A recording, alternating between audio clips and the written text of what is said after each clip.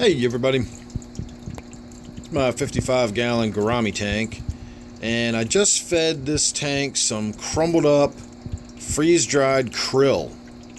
I don't normally do that. I normally feed this tank a combination of the color-enhancing crisps or flakes, whatever you want to call them, and then on the bottom I usually crumble up some high-calorie algae wafers.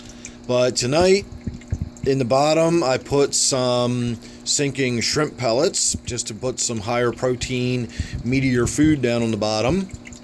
And then in the top, instead of sprinkling flake food, I crumbled up some freeze-dried krill.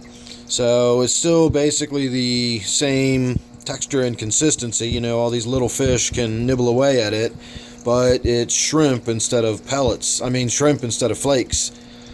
And then, of course, down here on the bottom is where all the pellets went.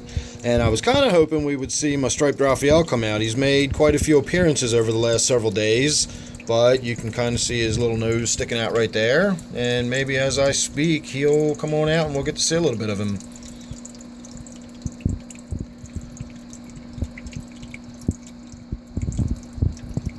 Maybe.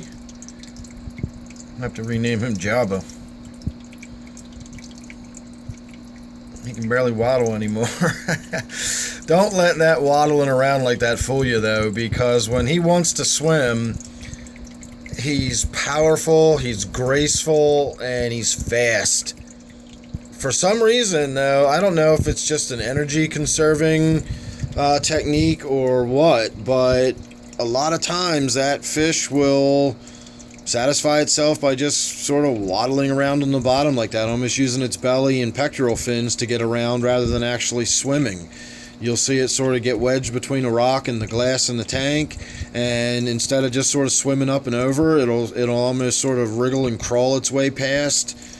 So it's kind of interesting. I'm very happy to say that this angelfish is still alive and well. No other fish is bothering it, and it just looks fantastic.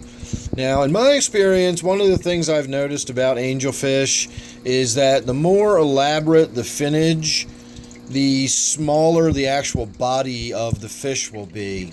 I've had some really amazing looking fins on some angelfish over the years, and their bodies have usually been the size of a silver dollar.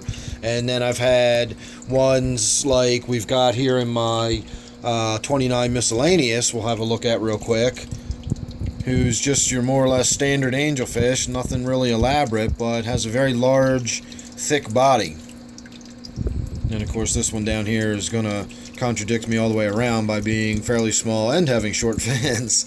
So there's no general rule, but in my experience, when you see these long-finned models like that, these mixed veils that just tend to be really, elaborate, you tend to get a smaller fish.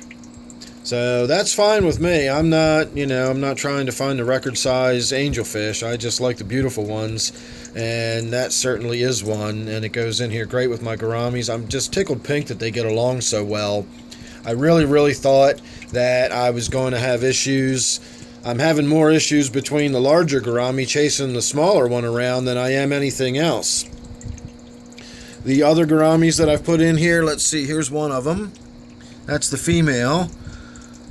These little things are tiny. See, that's the smaller of the two Moonlight Gourami, and she's in there getting some of that little bit of floating shrimp that's still in there. It's worked its way into all between the leaves and the fronds of the water sprite in there. See, the bigger gourami does not like that small one, and she chases her all over the tank. Now, mind you, when I had two full size, I put them in there at the same time and they grew up together.